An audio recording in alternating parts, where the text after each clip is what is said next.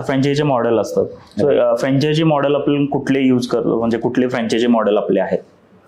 दोन प्रकारचे मॉडेल असतात. एक असतंय franchise owned franchise operated, Yes. आणि दुसरं असतंय फोको फ्रँचायझी ओन्ड कंपनी ऑपरेटेड. या दोन पद्धतीनं आपण बेसिकली मॉडेलमध्ये रन करतो. आणि तिसरं एक मॉडेल असतंय ज्याच्यामध्ये फ्रँचायझी इन्व्हेस्टेड आणि कंपनी ऑपरेटेड, राईट. अशा तीन पद्धतीनं आपण कॅफे रन करतो. सो फर्स्ट इज तुम्ही जर फ्रँचायझीमध्ये इंटरेस्टेड असाल, तुम्हाला जर कॅफे स्वतःचं करायचं आणि तुम्ही फूडसाठी पॅशनेट आहेत, नुसतं तुमच्याकडे पैसे आहेत म्हणून नव्हे, तर खरंच तुम्हाला फूडमध्ये पॅशनेट आहे, करिअर करायचंय, तर येस, मी सजेस्ट करेन की फो मॉडेलमध्ये जावा. दुसरं जे मॉडेल आहे फोको, की तुमच्याकडे पैसे आहेत, इच्छा पण आहे, पण करण्यासाठी घरात कोणी नाही आणि तुम्हाला ते जमत नाहीये किंवा तुम्ही त्यातले एक्सपर्ट नाही, तुम्हाला प्रश्न पडलाय हे मी कसं करावं, असं जर असेल तर मी सजेस्ट करेन 100% तुम्ही फोको मॉडेलमध्ये जावा. जसं आता तुम्ही ऑलरेडी एक बिझनेस रन Right. पण Yes. तुम्हाला शक्य नाहीये बरोबर. ते बघणं, बरोबर. पण yes, you are also passionate. So अशा वेळेस आम्ही काय करतो की इन्व्हेस्टमेंट तुमची असते, Right. जागा मे बी तुमची किंवा आपण रेंटल घेतो आणि नंतर आपण कंपनी ते सगळं ऑपरेशन राईट. म्हणजे franchise on company operated, company सगळं बघेल आणि मी इन्व्हेस्टमेंट करेल त्याच्या. करेक्ट. म्हणजे याच मॉडेलसाठी रादर सगळ्यात जास्त लोक इंटरेस्टेड असतात. बढिया बढिया. सो तुम्ही जेव्हा फ्रँचायझी मॉडेलमध्ये वर्कआउट करत होता, तर याला आपल्याला मेंटरशिपची गरज असते असं तुम्हाला वाटतं? कारण खूप वेळा मी असं पण बघतोय की फ्रँचायझी जो बिझनेस आहे त्याचे बेनिफिट्स पण आहेत आणि त्याचे काही दुसरी बाजू पण आहे, म्हणजे दोन्ही बाजू आहेत, बेनिफिट पण आहेत आणि बेनिफिट नाही पण आहेत. सो या तुम्ही दोन्ही बाजू कशा सांगाल, किंवा काय केलं पाहिजे, काय बेनिफिट आहेत आणि काय नाही केलं पाहिजे ते पण सांगा. विचारा ड्रॉबॅक्स काय आहेत. हा, ड्रॉबॅक्स. एक्झॅक्टली, मला ड्रॉबॅक्स विचारायचं.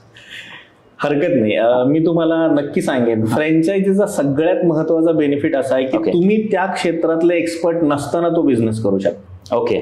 म्हणजे आता तुम्हाला पिझ्झासाठी लागणारं फ्लावर कुठनं येतं, म्हणजे त्याचा बेस कुठनं येतो, त्याच्यासाठी मराठीत बोलायचं झालं तर पीठ कुठून येतं, प्रीमिक्स कुठून येतं, हे बघायची गरज नाही. ते तुम्हाला ऑलरेडी सगळं तुमच्या कॅफेच्या दारापर्यंत पोहोचवतं. राईट. हा एक्सपर्टी जो आहे हा तुम्हाला फ्रीमध्ये वापरायला मिळतो, जो कदाचित आम्ही शिकण्यासाठी लाखो रुपये आज खर्च केले. बरोबर. सो इथं तुम्हाला इन्व्हेस्ट करावं लागत नाही. हा सगळ्यात पहिला आणि मोठा बेनिफिट. बरोबर. याच्यासाठीच सगळे फ्रँचायझीकडे येतात. बरोबर. दुसरा ड्रॉबॅक असा आहे की सगळं ब्रँडच ऐकावं लागतं. म्हणजे बऱ्याच वेळा माणसांना प्रश्न असतो, सर पावभाजी ठरवली तर काय हरकत आहे. ओके. सो आपण कॉन्टिनेंटल सर्व करतो, म्हणजे इंग्लिश प्रोडक्ट सेल करतो. तर आपलं मेन जे सगळं आहे इटालियन किंवा कॉन्टिनेंटल असा बेस आहे सगळा. सो आपण त्याच पद्धतीनं कॅफे रन करतो. सो आता आपण थाई करी राईस पण इंट्रोड्यूस केलेला आहे. सो आपण त्या लेवलला त्या गोष्टी करतोय, रादर दॅन द पावभाजी मिसळ वगैरे. येस, आपण मिसळ सुद्धा विकतो, पण फक्त महाराष्ट्राच्या बाहेर.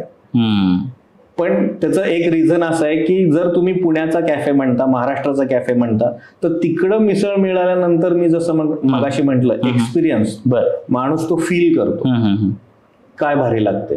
पण इथं आल्यानंतर काय होतं, आपल्याला खूप ठिकाणी मिसळ माहिती असते, त्याची व्हॅल्यू आपल्याला कळत नाही. बरोबर. जो महाराष्ट्राबाहेर, भारताबाहेर गेलेल्या माणसाला त्या मिसळची व्हॅल्यू माहिती असते.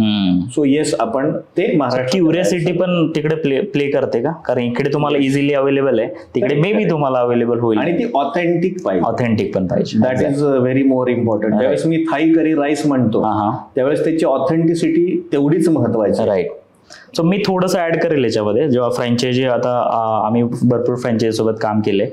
सो फ्रँचायझी बद्दल एक आहे की तुम्ही जसं म्हणलात की तुमचा एक्सपिरियन्स त्या बिझनेसमधले अप्स अँड डाऊन्स काय होतात, त्या बिझनेसचे ऑपरेशन्स, त्या बिझनेसचे मॅनेजमेंट, हे जेवढं तुम्ही एक्सपिरियन्स घेतलेला असतो आणि तुम्ही त्याला SOPs बनवता, सिस्टम्स अँड प्रोसेस बनवता, आणि ज्याला बिझनेस सुरू करायचा हा, त्याला तुम्ही त्या SOP देता आणि त्याला तो बिझनेस रन करण्यासाठी इझी वेज करून देता, जेणेकरून त्याचा. तेच म्हणलं ना मी, जसं मी म्हणलं, तुम्ही जो म्हणालात, हा माझ्या दृष्टिकोनातून प्लस पॉइंट आहे. बरोबर. की मी एक सिस्टीम बनवून सिस्टीम देतो आणि ती सिस्टीम तुम्हाला ऑपरेट करायला.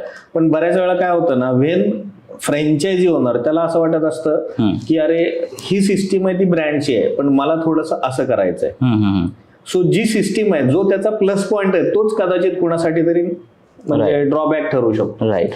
पण येस, मी नक्की सांगेन की फ्रँचायझी बिझनेस हा खूप सक्सेसफुल बिझनेस आहे. ओके. जो फ्रँचायझी घेतो त्याच्यासाठी जसं मी म्हणलं एक्सपर्टीज, SOP, सिस्टीम आणि एक सिस्टमॅटिक वे ऑफ बिझनेस त्याला मिळून जातो. बरोबर. त्याला R&D करायची गरज नाही. बरोबर.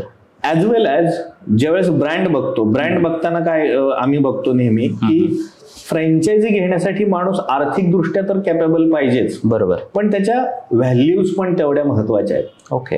म्हणजे फॉर एक्झाम्पल एखादा शॉप ओनर आहे आणि तो शॉप आपण रेंट वरती ज्यावेळेस घेतो त्यावेळेस आपण ज्यावेळेस ज्या गोष्टी फॉलो करतो की 1-2 मीटिंग आपण शॉप ओनर सोबत करतो. वाय?